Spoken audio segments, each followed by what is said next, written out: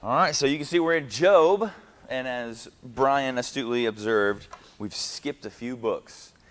But the reason why we're going to Job is because we're kind of following a thematic grouping. If you remember back to our first or second lesson, we talked about the groupings of the Old Testament books and how there's different ways to group them. There's the canonical way, which is what your Bible has laid out, like in that order, but that the Jewish Bible had it in a different order. But you can also even see that the way that the canon flows, the way from Genesis to Malachi, is not necessarily chronological in any way. Really, particularly, even Job is a good example of that because of where it falls. It doesn't fall in the same era as Nehemiah, Ezra, and Esther, but nevertheless, it's grouped right there. It's just kind of serves as a bridge between Nehemiah, Ezra, and Esther and the wisdom literature, because Job is wisdom literature. But we're taking the position of looking through thematically, like the redemptive history kind of track through the Old Testament, and that's where wisdom literature comes in. Job is wisdom literature, but typical wisdom literature, or not typical, but the majority of it, is all written by David and Solomon pretty much. So the Davidic kings. So most of the Psalms written by David. Obviously, Song of Solomon, Proverbs, Ecclesiastes are written by Solomon, who's a Davidic king. He's the son who's on the throne and all that kind of thing. Come on in. And then, for the reason we're doing that, we're going to wisdom literature, which Job is not written by a Davidic king. Nevertheless, it's still grouped in there thematically, kind of as you looked at the genres of Scripture. The reason we're doing that is because the way the flow of Scripture works, remember we go from all of our tent poles, we go from Genesis 3:15 to where are we going to find the one who crushes the head of the seed of the woman who crushes the head of the serpent. And then we go, okay, it's going to go through Abraham, Genesis 12:1-3. And then we go a long time without anything happening because we have all the Israelite stuff going on with Moses and the law, and then they wander in the wilderness, and then they come into the promised land, and then they blow it in the promised land in the book of Judges, and then they finally get a king, but he's a horrible king, and then they get a good king, the king that all other kings are going to be compared to. And that's kind of the peak of the nation of Israel, is David. And then Solomon's kind of good, but plateaued, and then quickly drops off. And then the kingdom splits, and then everything gets horrible. So the way that the narrative has been going is we're riding the crescendo, the wave up to the top of David, and then David and Solomon, and what do we see up there? We see like the wisdom of the kings. So we're going to look at that before we get to the book, 1st and 2nd Kings, and the books, 1st and 2nd Chronicles, because all of that is the undoing of everything that God has done. Like Israel's finally established. You have a land, you have the nation, and you have blessing. There's a king on the throne. He's been given the covenant. Remember 2 Samuel 7? He's been given that covenant now. So you're like, okay, so now we have our third tent pole. And then after that, what happens in 1 Kings, 2 Kings, 1 Chronicles, 2 Chronicles, Nehemiah, Esther, Ezra, is just the undoing of the whole thing. They're finally established, and then they become disestablished. And then they don't become reestablished until you get to Ezra, Nehemiah, Esther. Like that's the kind of the coming back. And then a few of the prophets. And the prophets there's no prophets in the time of David. Well, but there are prophets in the time of David, but they're not writing books of prophetic literature, because prophets are the ones telling the kings, you guys are doing wrong. You're not listening to God. You're not following what you're supposed to be doing. So they're kind of parallel stories to 1st, 2nd Kings, 1st, 2nd Chronicles, Esther, Nehemiah, Ezra. So what we're doing is we're pausing in the middle, not really pausing, but we're just putting a gilded crown on top of David, Solomon, the Davidic kings, with their wisdom literature, which is Psalms, Proverbs, Ecclesiastes, Song of Solomon, and you just throw Job in there because he's so unique. He's wisdom literature for sure, but he's not of a Davidic king, where we're going to see that in a little bit. So that's why we're doing Job, just so you don't think we're going to skip 1st, 2nd Chronicles. We're not skipping them. They're too good. So we're going to take a break and looking at Israel's history, the work of the kings, and then look at the wisdom of the kings. So wisdom for kings. This is how they should be living. So Job is wisdom literature, but it's not from a king. So David writes these Psalms as a king. Solomon writes Proverbs, Ecclesiastes, Song of Solomon as a king. But Job is not, it's not even in the era of the kings. It's not in the era of the judges. It's not set in the era of the Pentateuch, really, or rather the wandering in the Pentateuch of the nation of Israel. It's set in the patristic area, the era of the fathers, meaning Abraham, Isaac, and Jacob. That Job is, the real human being, Job, is more of a contemporary of Abraham or before Abraham than anything else.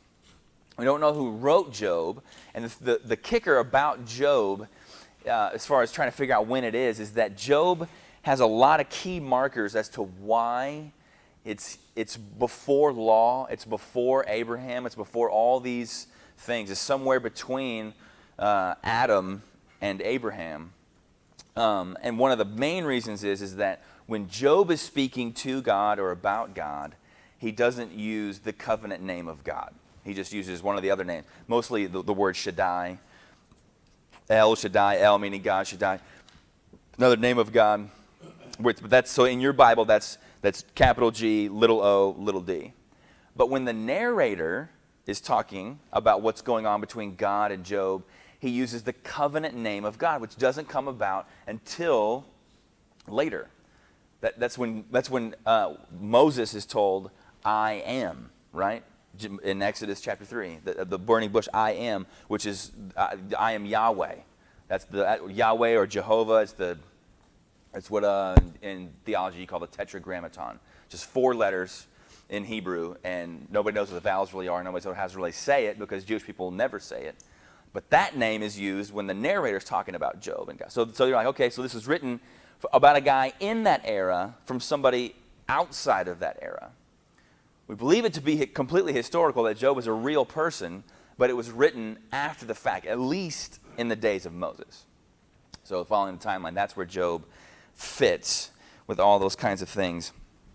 Another thing about Job, the way that you can see that it's from what period that it's in, he is the priest for his family. You see in Job 1:5 that he's offering sacrifices for his kids. His wealth is managed or measured by livestock, not by gold and silver and things like that, which that's how Abraham's wealth was evaluated or measured, was by livestock. So that's where we can get the setting of Job. The author of Job is unknown, but we know that the author, whoever it was, knew a lot more about God than Job did in his time. So the book of Job is about this. It's about answering life's most difficult questions. And it is wisdom literature that has narrative qualities, but also poetic qualities. So the questions that are going to be answered, these are just a few of them, but they all kind of go back to one thing, like what is evil and how do we deal with it? So some of the questions, like why do the righteous suffer? Why do the wicked, not the witches, you could say, why both of them? Why do they get to go scot-free, it seems like? And how should the righteous suffer?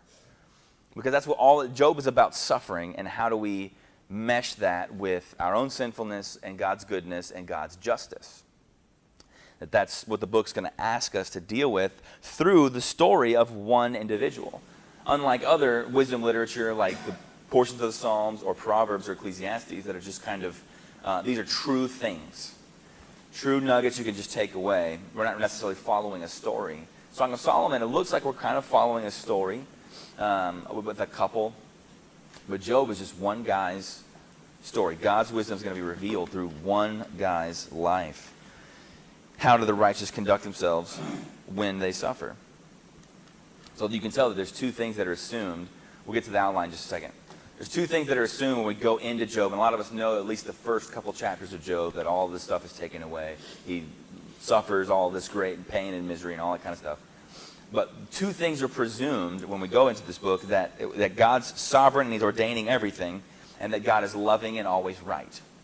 So God is in control, and God is just, and God is good. You're assuming that on the front end of the book, because Job's going to wrestle with that tension throughout the book as he has these conversations with these friends who are less good friends and more just kind of ridiculous. So what Job is going to try to understand or figure out is that it seems like in the book, either God is not in control or that God is not good. That's what we have to wrestle with. Is he good or is he just not in control? Like God doesn't want this to happen, but it is happening. He wishes he could change it, but he can't. or God just doesn't care. He's not good. So that's what the tension that he's going to be walking through the whole time. But Job is going to get to the understanding that we can trust a good and sovereign God in the midst of unexplained suffering. That's what the whole book is going to be about. But it doesn't, just so we know on the front end, Job doesn't get it explained to him. Not ever. We'll talk about that more in a minute. We'll have it explained to us because we get to watch it from the bird's eye view. Job lives it, and then God never says, hey, this is why all of this stuff happened to you. I wanted to write a book, and you drew the short straw, and so you just kind of got to go through this for the good of everybody else who comes after you. No, Job doesn't get told any of that. He just gets told who God is. We're going to see that as it kind of unfolds. And we're going to learn how we can trust a good and just God despite the nature of our circumstances. Job is ultimately a book about trust. Do I trust God regardless of what's going on around me? Or am I evaluating God based on what's going on around me? Or am I evaluating God based on revealed truth, what is actually true about him? That we're going to amass evidence, we're going to see Job do, or God's going to do for Job. Job, this is what you should have done as you were going through this trial, as he gets to the end of the book, amassing all this evidence. This is who I am, so then you can take an intellectually honest leap of faith, which is not really a leap, it's just an intellectually honest next step to trust God in the midst of all this kind of stuff. We never find out why, but we do know that we can trust God. So God's completely sovereign, simple theme statement for this book. God's completely sovereign over all the affairs of the universe, and it's for his own glory. But often his motives, his reasons, and goals behind what he does are not revealed to us. But we can find in his character and in our Redeemer reason to trust his care. And that's simplistic, but Job's going to take on these mammoth, huge issues, and we're not going to get a simple kind of cliche answer. It's not going to wind down like, oh, it was all this because your wife was so bad, like we're going to get rid of her and we're going to give you a better one, or your kids were not that great, so they all get to die and then you get better ones. There's not a cliche answer to it. That we're going to learn who God is. We're not going to learn kind of some trite cliche, and what it's going to do, it's going to debunk our retributive theology, and we're going to see his friends that we tend to think something bad is happening to you because you have done something bad. That's it. That's what Job's friends are trying to reconcile throughout the whole book. God is good and God is just. You're claiming innocence. That has to be the weak link. You're not innocent. Otherwise, this bad stuff wouldn't happen to you. And therefore, the opposite is true. God always rewards those who do good with good things. So if you have good things, it's because God is pleased with you. And we fall into that in a lot of ways when we evaluate different things, like, oh man, that church is huge, therefore they must be doing something good. God is blessing them. Prosperity and abundance equals God's favor. That's what Job's friends believe. And Job's like, no, that's not true. I did not sin. He's trying to maintain his innocence throughout the whole thing. But the voice of God's going to come and make things clear at the end. So through the book of Job, if you've ever tried to study it, you bog down every time. The cycle of the speeches. This is where we read, and then we skip to here. Or we do a little bit of God's responses, because we like learning about Leviathan and Behemoth, and like, are those dinosaurs or not? And then we read from there to there. But we skip all of this in the middle. Because and maybe we've read this, but it's buried in there, the wisdom poem in chapter 28. It's buried in there, so we miss it. But we don't really know what's going on in these cycle of speeches.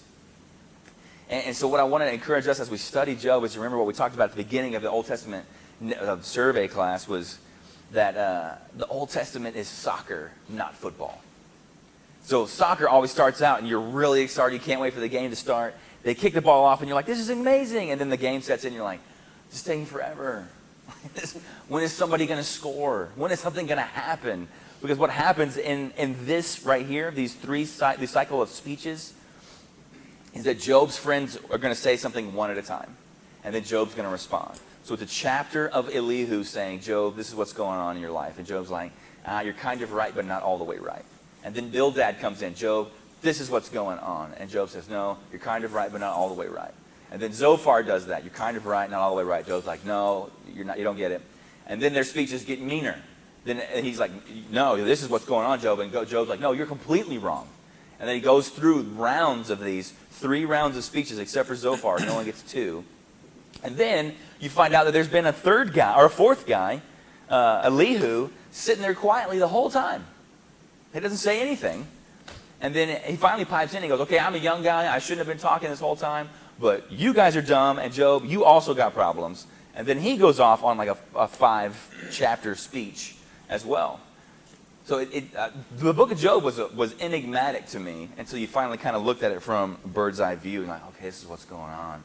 Like, I can see the highlights on ESPN. Okay, I get the appeal of soccer. But man, getting from that first goal to that second goal takes so long. And what's going on in between, I don't understand it. And we're going to look at that a little bit this morning. There's also 3 big pieces we could look at as in Job, just kind of thematic pieces. So this is the flow of the outline, and then God finally steps in and talks to him, and then the book closes out.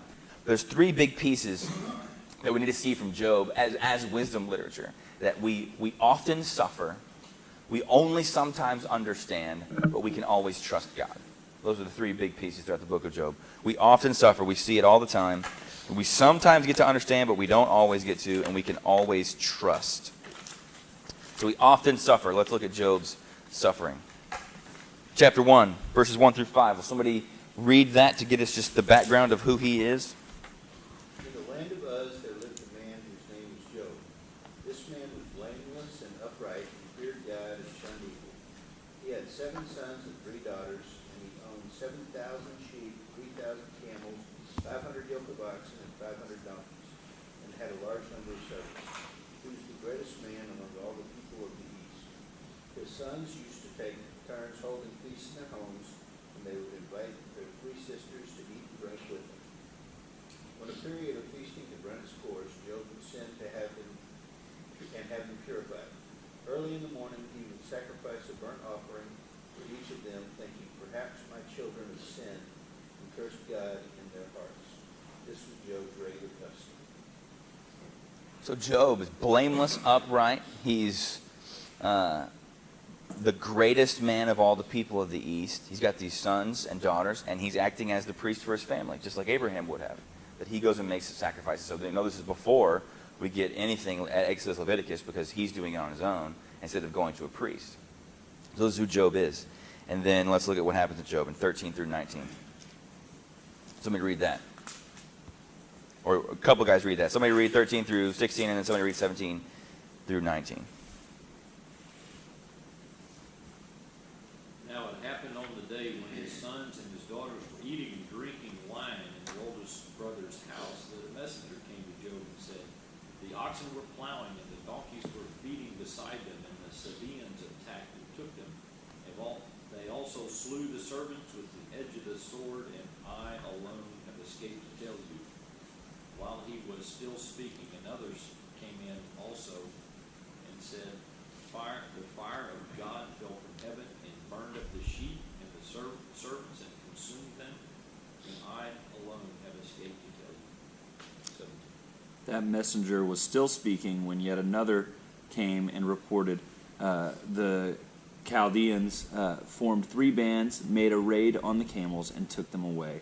They struck down the servants with the sword, and I alone have escaped to tell you. He was still speaking when another messenger came and reported, your sons and daughters were eating and drinking wine in their oldest brother's house. Suddenly, a powerful wind swept in from the desert and struck the 4 corners of the house. It collapsed on the young people so that they died, and I alone have escaped to tell you. So he lost everything, right? Absolutely everything. All his possessions, all his wealth, it's all gone. Bank account's liquidated in a sense. And then now all your family's gone. All your kids are gone. And then you get chapter 2, you get another round of suffering. So Satan went out from the presence of the Lord and struck Job with loathsome sores from the sole of his foot to the crown of his head. And again he took a piece of broken pottery to which to scrape himself while he sat in the ashes. So he lost his health now, on top of that. Now he lost his health, he lost his family, he lost his possessions, he lost everything in a moment. Right, just right like then. And we've seen or heard of, or maybe even gone through tragedies like that. Job certainly suffered more suddenly than probably any of us ever will. But he didn't suffer more comprehensively than any of us ever will. Because we can have our health taken from us. We can have family members taken from us. We can lose everything that we have. Like we can lose all of our finances that can come crashing down and lose our job. Like so, all of this suffering, God just kind of condensed it in one guy in ways that we can all suffer. So in seeing this, we shouldn't go, wow, man, that was just like a tornado of really bad stuff. Like just take one of those things and apply that to you. That can happen to all of us. It probably has happened to many of us in a lot of ways. And so what we're seeing that God's setting the scene for in Job is that suffering is universal. Everybody suffers. And what we tend to do, especially in the modern church, is we want our church services to be motivational pep rallies. That you can't be sad here. Or you can't admit to the real pain, the real lament, the real just honesty of what suffering is here. Because here, we're just fired up. And here, we're just all excited. And you can do that for a little while, but eventually you're going to close in prayer, go home, right back to suffering, and have nothing to show for it. Have grown in no way from suffering. So Job is an example of us of honestly dealing with suffering. When you think about what would we have told you, hey man, I know it's hard, but hang in there. Like you'll get some sheep back, or the stock market will turn back around, or the hiring roles will come back that way, or I know all your kids are dead, but man, they got to live a pretty good life, and look how many you had. Some people have none. And we would expect Job like, yeah, you're right. Okay, it's all okay. But what does he sit down and do? Just weeps. He's in the ash heap, which is probably where they go and burn all their trash. And he's scraping himself just to get the boils off. He's honestly dealing with suffering in an open and honest way. So the first thing that we see in the book is that we often suffer. And the next big chunk that goes from chapter 3-ish, more chapter 4 through 31 is all we sometimes understand. The reality is we suffer, but the bulk of the book is understanding. I want to know why this is happening. And Job's friends are like, hey, I know why this is happening. But we only sometimes ever get to understand our sufferings. Job's friends come in at the end of chapter 2. Look at verse 11. It says, now Job's 3 friends heard of all this evil that had come upon him, and they each came from his own place, Eliphaz, the Temanite, Bildad, the Shuhite, and Zophar, the Naamathite. They made an appointment together to come and show his sympathy and comfort him. And when they saw him from a distance, they did not recognize him, and they raised their voices and wept, and they tore their clothes and sprinkled dust on their heads toward heaven. And they sat with him on the ground 7 days and 7 nights, and no one spoke a word to him, for they saw that his suffering was very great. And that's where their good friendship stops. After that. Right? After that, it's over. That's what they should have been doing, right? If you've ever been in an immense period of suffering or come along somebody with suffering, the greatest thing you can do is what they did at first. I'm going to weep with you. I'm going to acknowledge that pain, and I'm just going to sit here. I'm just going to be present. But when they try to start explaining it to Job, when Job finally feels comfortable to open up in chapter 3, then they go, oh, you ready to talk about this now? Great, because we're ready for you to be done suffering. This is kind of bumming us out. So let's explain this to you so that you get over it, and then we don't feel as bad anymore. This is also a book. It's a wisdom literature, but it's also a primer on how to counsel somebody who's in grief. Grief counseling is not, let me explain what God's doing. Because even if you knew it exactly right, this is not the time for that. This is time to sit in the ash heap with your friend and not explain to him, hey, this is probably actually because you did something bad. But they're going to do it anyway. So we're going to see these cycles of dialogue that's going to happen. They're going to say over and over, Job, you sinned. Job's going to say, no, I have not sinned. And then he's going to go on. And eventually, when you get to here, chapter 31, he's going to start invoking God.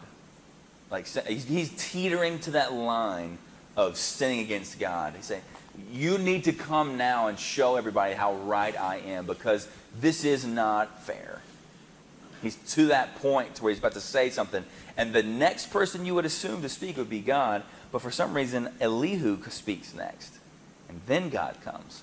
Elihu's kind of this enigmatic person there in the middle. He doesn't say anything for a long time because he's the young guy in the group. But then he finally does talk. He's like, you guys are bozos. Like, you guys are wrong.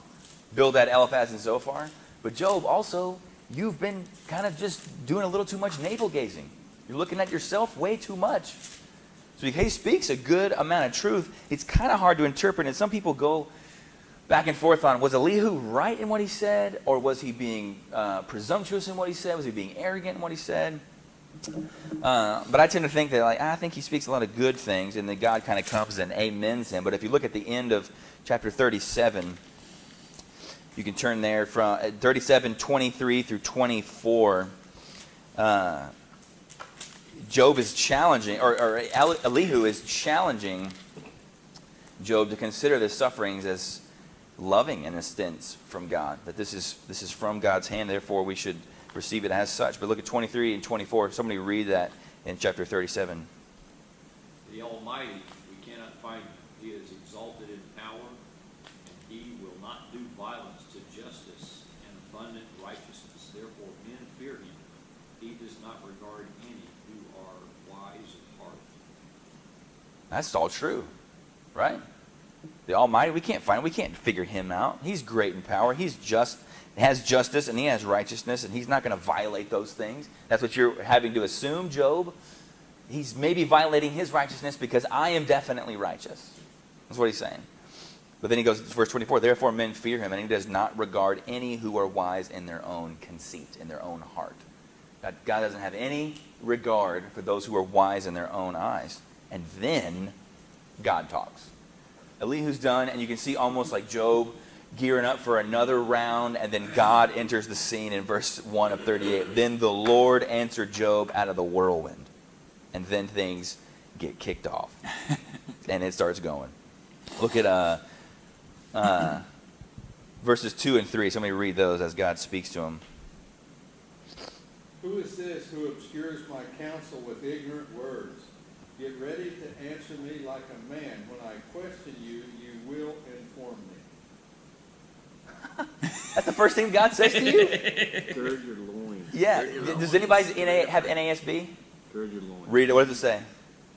Who is this that darkens counsel by words without knowledge? Now gird your loins like a man, and I will ask you, and you instruct me. So the ESV says dress for action. Dick, you're reading NIV? This is CSB. CSB, what did it say? Get ready to answer me like a man. When I question you, you will inform me. Get ready to answer me. So dress like a man. So what he's saying is the traditional garb is like a robe kind of like situation. And so when you were going to go fight, he was saying, hey, what men would have to do is you have to yank it up and then tie it in a knot around you like a diaper, like pull it all the way up. He's like, so we're about to go to war, Job, and you better buckle up. That's what he's saying. And that's the first thing God says to you? I mean, everybody who's talking about like, man, I want to hear God speak. I want to hear his voice. What if he says this? Like, do you think you're more righteous than Job? What if he says this to you? I'm fine with having a written word. I don't need a spoken word. So then look at verse 36 of what God says in the same chapter in 38. God's going to make this point when he says, who has put wisdom in the inward parts or given understanding to the mind? Job, I have given you wisdom and I have given you understanding. If you have anything, it's from me. And then he's going to go on from there. Really, he started that in chapter 38, but 39, 40, and parts of 41, God's going to say, here's how you should have known the truth. All you had to do is go look at an ostrich. All you had to do is go consider how oceans work. All you had to do is go look at nature, is what he's saying. He's saying the first half of Psalm 19, where Psalm 19 says that the heavens are declaring your glory. That they're telling us there is a God and he is wise. And God's saying, Job, you should have known that just from what you can see outside. And he asked Job directly. Look at chapter 40, verse 2. And the Lord said to Job, shall a fault finder contend with the Almighty? He who argues with God, let him answer it. And then Job's like, okay. Verse 3, then Job answered the Lord and said, behold, I am of small account. What shall I answer you? I lay my hands on my mouth. He's like, I'm done talking. I have spoken once and I will not answer twice, but I will proceed no further. He's like, you are right. I am stupid. I am done speaking. I'm not going to talk anymore. And then verse 8, God says, will you even put me in the wrong? That's what Job was getting close to doing. You were gonna attribute me wrongness, that I'm the problem. And then, will you condemn me that you may be in the right? You're going to make me the bad guy so that you can be right, Job? Verse 9, have you an arm like God, and can you thunder with a voice like his? Adorn yourself with majesty and dignity. Clothe yourself with glory and splendor. Pour out the overflowings of your anger and look on everyone who is proud and abase him. So that's what God is saying about himself, that I'm going to do that. So the remainder of these of 40, 41 to go on, we can kind of see a summary of it. Somebody read chapter 41, verses 10 and 11. No one is so fierce that he dares to arouse me. Who then is he that can stand before me? Who has given to me that I should repay him? Whatever is under the whole heaven is mine. So who can put God in his debt? We sing a song like that on Sunday mornings quite often. It's just from Romans 11. This is a theme throughout the whole Bible. And then Job's final confession comes in chapter 42 and 5 and 6. Somebody read that real quick, just to see Job finally getting to the place where he's supposed to get. I have heard of thee by the hearing of the ear, but now my eyes sees it. Therefore I retract and I repent in dust and ashes. So Job gets the message. He's like, I heard and I get it. And you're right, I'm going to repent of what I was saying. And then the Lord talks to Job's friends. Verses 7, 8, and 9, same chapter. After the Lord spoke in these words to Job, the Lord said to Eliphaz the Temanite, my anger burns against you and against your two friends, for you have not spoken of me what is right, as my servant Job has. Now therefore take 7 bulls and 7 rams and go to my servant Job and offer up a burnt offering for you, and my servant Job will pray for you, and I will accept his prayer, not to deal with you according to your folly. For you have not spoken to me what is right, as my servant Job has. So he rebukes them directly. Again, why do we want God to speak to us? What if I get held accountable for all the bad counsel I've given other Christians? Because God says, I'm going to listen to him on your behalf because you have been so ridiculous. Job has spoken correctly of me. He towed the line and I knew his heart. You have spoken straight up wrongly about me. That all I do is I'm a retributive God. I'm like an angry person. That I'm going to hurt you because you made me mad. That you've had such a low view of me. And because this is what Job's friends maintained, that we can always understand suffering. They were like, hey, we're wise, we understand, we know it. If you're suffering, it's because you have done it. You have brought it about, Job. We can always understand suffering. That was their posture when God says, who knows the mind of me? Who can understand me? Job, we know it's really bad, but the hard news is that you did it. So just repent and you'll be fine. That's what his wife said too. She was like, just give up. This is your fault. And Job's like, it's not because of my sin. It's not because he's never sinned, but because he's like, I know in my heart, my conscience is not weighing on me. That I have some deep hidden sin that I've been doing and holding on to. I don't have a second family somewhere. I don't have a secret alcohol or drug problem. I don't have this secret other sin that I'm keeping, and now all this stuff is happening to me. I'm not sinless because we saw him go and make sacrifices. Even on behalf of his kids, he's making sacrifices. That's an acknowledgement of sin. But he's saying, it's not because I've been living a double life that nobody's ever seen before. That's what Job's friends are saying. Hey, it looks like your life has been great, but obviously it hasn't been great because look at all this pain that you're going through. They think that they can understand suffering. It harkens back to, or I'd rather forward to, John chapter 9. It's a familiar story. Jesus and his disciples come up there. You don't have to turn there. I'm just going to read 1 through 3 of chapter 9. Jesus and his disciples, and it says that as he passed by, he saw a blind man from birth. And his disciples asked him, Rabbi, who sinned, this man or his parents, that he was born blind? Now Jesus answered, it was not that this man sinned or his parents, but that the works of God might be displayed in him. And that's just natural theology for us, retributive theology, that if something bad has happened, it's because you have done something bad. So the disciples are still thinking like Bildad, Eliphaz, and Zophar. Like all those years later, that's still just kind of in our guts. They're like, hey, Jesus, they think they have a profound question for him. Who sinned? him or his mom and dad because he's been born from birth. And Jesus is like, you don't get it at all. That's not this. The purpose of any kind of suffering is for the glory of God. We're going to look at that in a minute.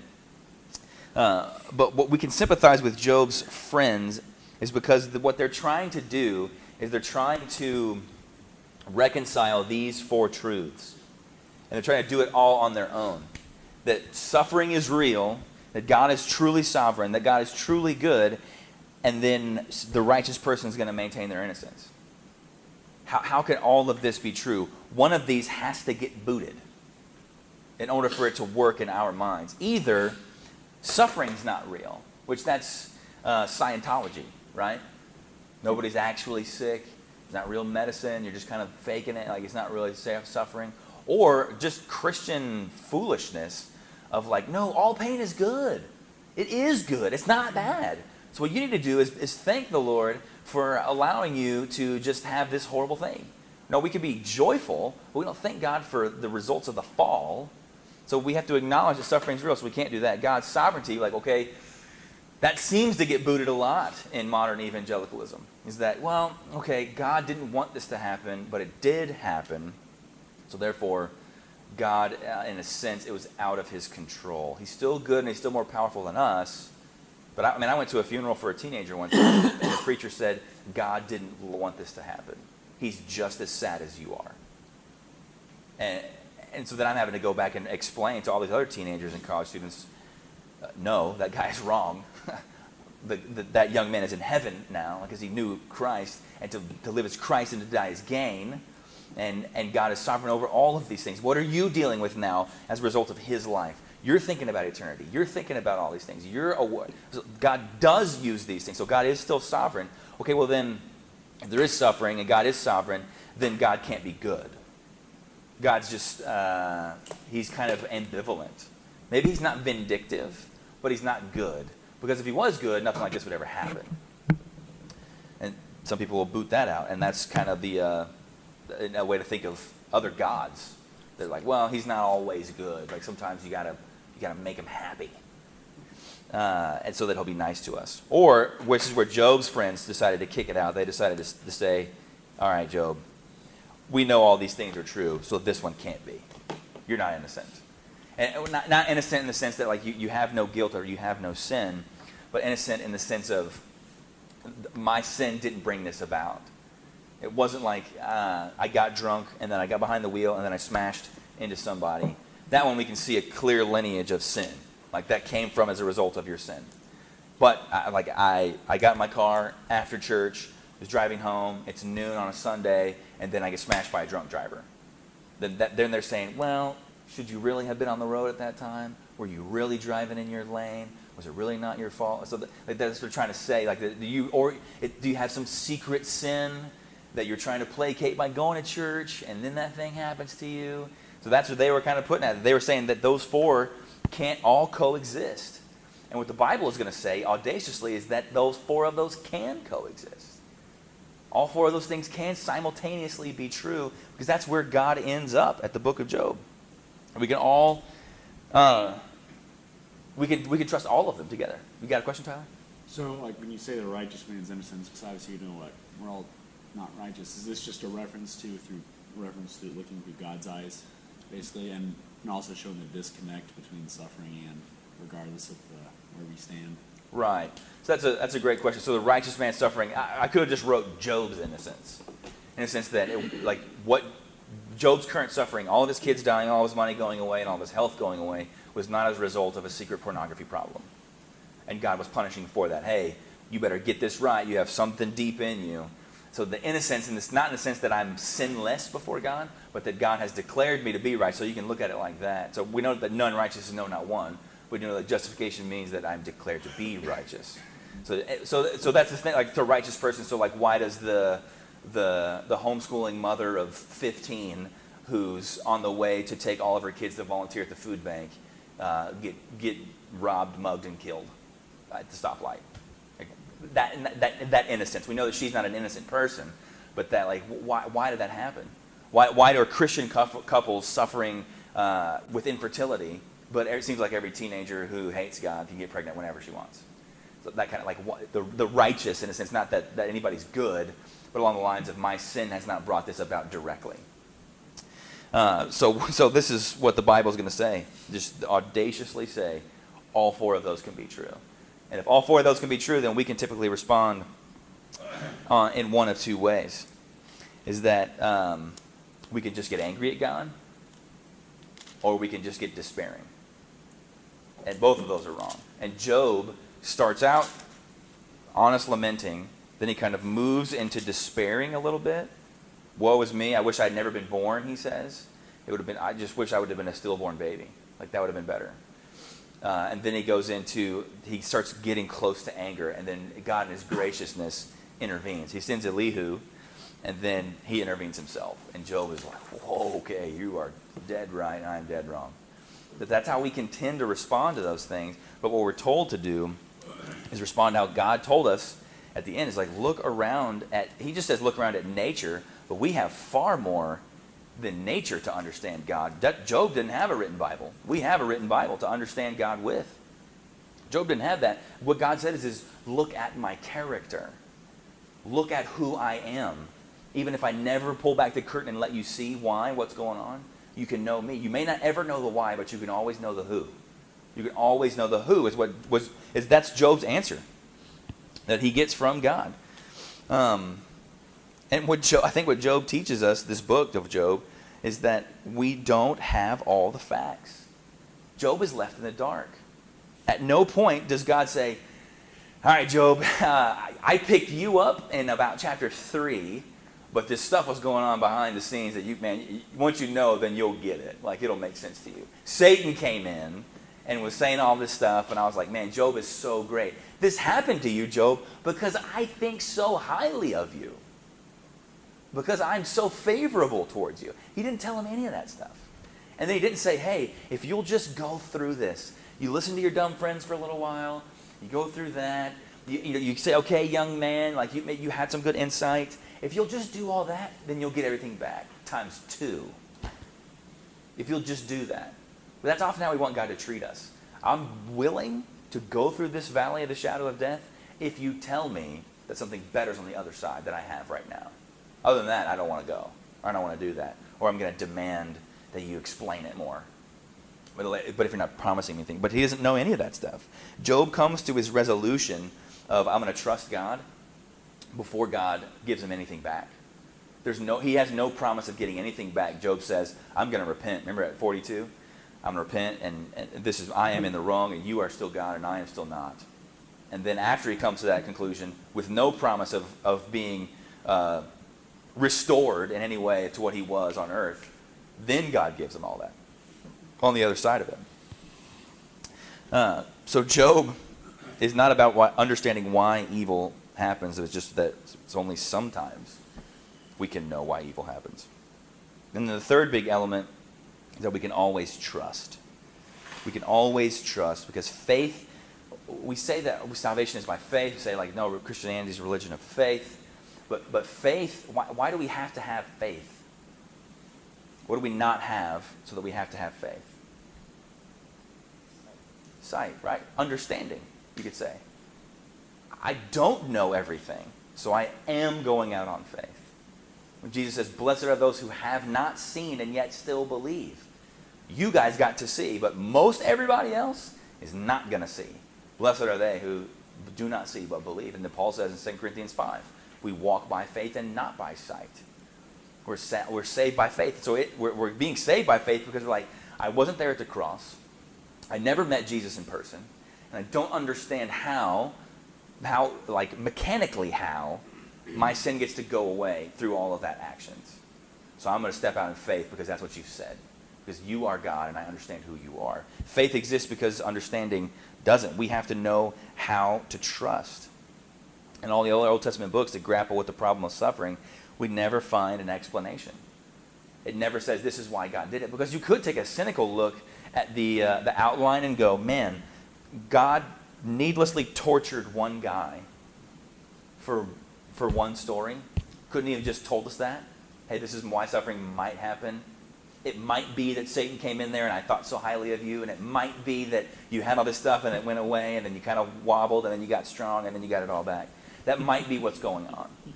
But he uses a real human being in real circumstances to do that. We don't get explained why. But we do learn more of who God is. You can read what Job's words, and even early on, Eliphaz, Bildad, and Zophar, they do say some good stuff. They get worse as it goes on. But they do say some good, the true things about God. But then God speaks, and we know lots of true things about God, so we learn more of who he is, and Job trusted in that God. But we're more blessed than Job because we do get to peek behind the scenes. Let's look at that scene just real quick. Job chapter 1, 6 through 12. Let's just read that. Somebody read 6 through 8, and somebody read 9 through 12, just because it's important for us to see those words and not just kind of remember, like, oh yeah, I remember that happened. So let's read 6 through 8, and then somebody read 7 through 12. Or 6 through, yeah, however you split that in half. I don't know how to do math. Somebody do it. Now there was a day when the sons of God came to present themselves before the Lord. And Satan also came among them. And the Lord said to Satan, "From where do you come?" Then Satan answered to the Lord and said, "From roaming about on the earth and walking around on it." And the Lord said to Satan, "Have you considered my servant Job? For there is no one like him on the earth, blameless and upright man, fearing God, turning away from evil." And Satan answered the Lord, "Does Job fear God for nothing? Hast thou not made a hedge about him and his house and all that he has on every side? Thou hast blessed the work of his hands, and the possessions, for his possessions have increased in the land. But put forth thy hand now and touch all that he has. He will surely curse thee to thy face." Then the Lord said to Satan, "Behold, all that he has is in your power. Only do not put forth your hand on him." So Satan departed from the presence of the Lord. So we get this scene. We're going to reference that back in a minute. But Satan is believing retributive theology also, right? The only reason that he worships you is because he's blessed. So he's criticizing God by saying, you're not really worthy of worship on your own. It's only because you give people what you want. You've bought all your friends. That's what he's telling them. And then God's like, okay, yeah. Is it just a literary tool for this story, or does God really not know where Satan's at? Right. Well, he's just making him account for it. Well, same thing when Jesus says, many will say to me in that day, "Lord, Lord, did we not prophesy in your name?" And I will say, "Get away from me, I never knew you." Well, it's not because Jesus doesn't know who you are. It's because I never knew you intimately. So same thing, I think God interacts with questions so that we can see, and then he's making him give an account because Satan's not omniscient. So it's more of a tool for... Right. Yeah, just for us to understand it. That's a good question. Kind of like in the Garden of Eden. Yeah, in the garden, same thing. Yeah, where are you at? Where are you guys? It's not like God doesn't know. And they're like, He's just making them give an account. Be of where quiet. They are. Account for what they've been doing. So then you have that moment, and then you have 2, 1 through 7, where he says, okay, it's the same round again, and he goes, well, it's because you won't let me touch his body. You let him have perfect health. That's why he worships you. So it's again, Satan, in a sense, slamming God. You're not worthy of worship based on who you are. The only reason you have worshipers is because you give them what they want. It's the same, like, why do all the kids like you? Well, it's because I always give them candy. They don't like me because I don't give them any candy. That's what Satan's saying. It's an insult to God. But Job worships in both of those situations. After he loses all his possessions and he loses his health, he still worships. And so what we learn is that true worship of God does not depend upon our circumstances. True worship of God is rooted in who he is, not in what we have. That Job is still able to say in Job 121, "Naked I came from my mother's womb, and naked I shall return there. The Lord gave, and the Lord has taken away. Blessed be the name of the Lord." Period. Blessed be the name of the Lord. He gave it to me in the first place. So if he takes it away, it's his anyways. So blessed be his name. Well, how he interacts with me is it doesn't have to do anything with his character. True worship is a response to who God is, not a, hey, I'm so thankful for my circumstances. So when we say, in a sense, we can sympathize with somebody who would say, well, I'm just such a hard time right now, I can't really worship. Or I can't really come to worship. We can sympathize on a human level, but really we should be calling ourselves to a higher standard than that. Even if you are suffering, that's when you should be more in worship. You should be more with the people of God because you're saying, God, this is who you still are, even though this is how I feel, even though this is what's going on in my life, which is always easier said than done. But nevertheless, that's why we have this 42 chapters of Job to tell us that. And then we think too, like that what the speeches are from his friends. They're saying you're suffering because of what you did. Isn't it ironic that it's actually the opposite? Why is Job suffering? Because God offered him up to Satan. He said, Satan didn't come in and say, hey, I got an idea. Let me come after Job. And he goes, oh yeah, Job's a great guy. No, he says, where have you been? I've been all over the earth. Well, have you been to Job's house? I love Job and he's awesome. You should consider him. And he goes, fine, I'll go after him if you'll loosen my leash a little bit. And so he does. But so he's not suffering for his vices. He's suffering for his virtue. That's why he was suffering, because he was so righteous. Do we ever consider that in our lives? What if I'm suffering because God has said, I am going to be glorified if I allow that person to suffer because their heart is so completely mine. They will draw others to me by glorifying me, even though there's pain in their lives. I've been in some of the weirdest places as far as suffering goes as a pastor. And then when people are asking me when I'm coming into their hospital room, how are you doing? How are your kids? I'm like, oh, you're dying. And you're asking me that? I mean, some of the most recent ones, Rebecca Shelnick, who went to our church, when I would come in, she couldn't even barely move. But as soon as I would come in, she would try to like respond and open up her eyes. And like, you're literally hours from dying. And you're trying to make me feel welcome in this room? And you're like, what is going on? I mean, I'm being ministered to through that. Donna Aronowitz, the same way. When I had to come and pick her up off the floor in her house, she's dealing with ALS. And her husband couldn't pick her up because his back was so bad. She would be like, I'm so sorry we ruined your breakfast this morning. And I'm like, Donna, this is okay. You're on the floor. You can't even get up. But you're asking me, how are your kids? And then your husband's saying, thanks for the fellowship when you came over this morning. I mean, to help your wife get up off the ground because your back is so bad and she has ALS. All that God was doing was cultivating glory through those individuals and more like them. And so we look at the book of Job and go, maybe that's it. God could have bragged on anything before Satan, but he chose Job. It was his idea. And when Job is in that pit, he says, you trust me because I'm trustworthy. And you know I'm trustworthy. You just look outside of my natural revelation. And so we have that, because we have Psalm 19, we have both. We have natural revelation, the nature that's out there. And we have the revealed word of God. You trust me because of this, because of that. Because I told you who I am. Exactly. We learn more about God because what is the greatest injustice ever perpetuated in the universe? Is the crucifixion. And it brings about the greatest good. That's how God brought it all about, was by injustice. Somebody wrongly suffering. So we see Job wrongly suffering, and it ends up blessing all these other people. And people learn more about God. And then Christ wrongly suffers and brings about the greatest good that we could all have ever have known. So there's a danger in assuming that we must get understanding from God.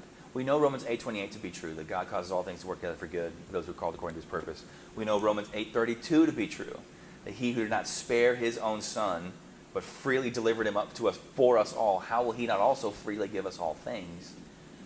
We know all that to be true, so we can still assume that I deserve to know exactly why. I have to know why. And I'm entitled to that.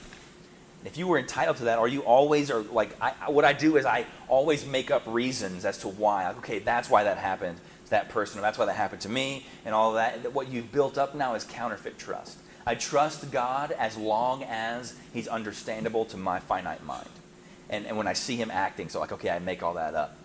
But essentially it's a fool's errand to go, I wonder why God did in time and space X, Y, Z, and all that stuff.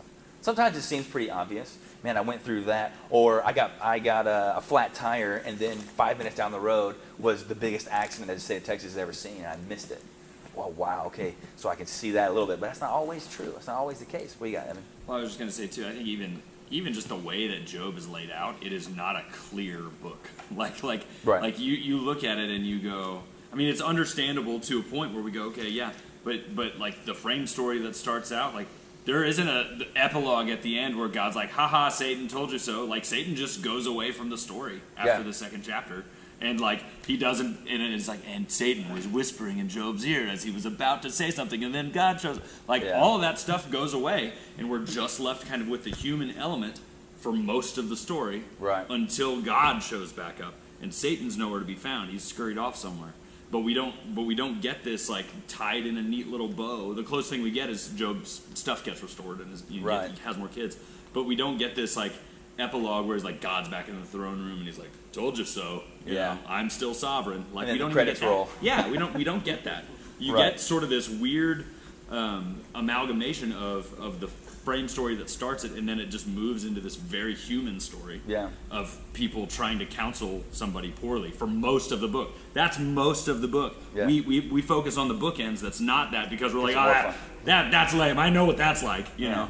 But that's the real meat of what we deal with as people every day, is people counseling us poorly and not understanding any more than we do why stuff gets done. Right. And the Bible is kind of showing you glimpses of other things that are going on that we can't usually see, but it still doesn't give us the full picture. It's just like, here's what you're probably going to deal with, like knucklehead friends telling you, you know what I mean? Yeah. That's kind of how it all. It's real life. Yeah, it's real very, life. It's very Yeah. real, and undoctored. Yeah. But then Job has this amazing insight in the middle of all of his grief in chapter 19, verses 25 and 26, and this kind of points us to Christ when he says, "For I know that my Redeemer lives, and at the last he will stand upon the earth." I mean, how is that not Jesus? My Redeemer lives, and after my skin has been thus destroyed, yet in my flesh I shall see God. He still believes that. In the middle of all of his suffering, I know my Redeemer lives, and I know I'm going to see him. Even in the midst of all of this pain. That's dead in the middle of all these cycle of speeches and this pain that's going on. So we can see here that this suffering does bring about good in Job's life, but it's not always explained. We got to go, but I got two uncommon facts about God. So you go back to chapter 1. They both kind of tie in together. Problem of evil, things like that. We believe all the time, we tell kids all the time, God can't even look on evil. That's why your sinfulness has to go to hell. But then verse 6, now there was a day when the sons of God came and present themselves before the Lord, and Satan also came among them. But I thought God couldn't look on evil. Like he can't even be around evil or sin. He's so pure. But when the very embodiment of sin comes in to his throne room, he just talks to him. Not only does he know what's going on, he can read his mind, all that kind of stuff, and he's omniscient over him, he engages with the embodiment of evil, and evil is in his presence. So wrongly what we do is we take that. Do we know where that comes from? It comes from the book of Habakkuk, where it says God can't even look on evil, but it's in the context of saying, God, you can't even tolerate evil. Like you can't let it go on. And it's Habakkuk saying, hey, you can't punish us with bad people because you don't tolerate bad things. You don't tolerate evil. We take that and we go, oh, evil's God's kryptonite. He can't be around it. But he's talking to Satan in his presence right there. So clearly he's not like, I got to get away from it. I'm too pure. He is too pure, but he's not submissive to evil. So him not even being able to look on it means I can't tolerate it, and it will not be tolerated. It will be punished and eradicated forever. The other thing is that Job says this about evil. In verse 10 of chapter 2, talking to his wife. His wife is a person of the story, but he had to skip over for sake of time. But he says, but he said to her, you speak as one of the foolish women would speak. Shall we receive good from God, and shall we not receive evil? And all this Job did not sin with his lips. Attributing evil to God, Job did not sin with his lips. So what are we going to do with that? I don't know. We're 2 minutes over.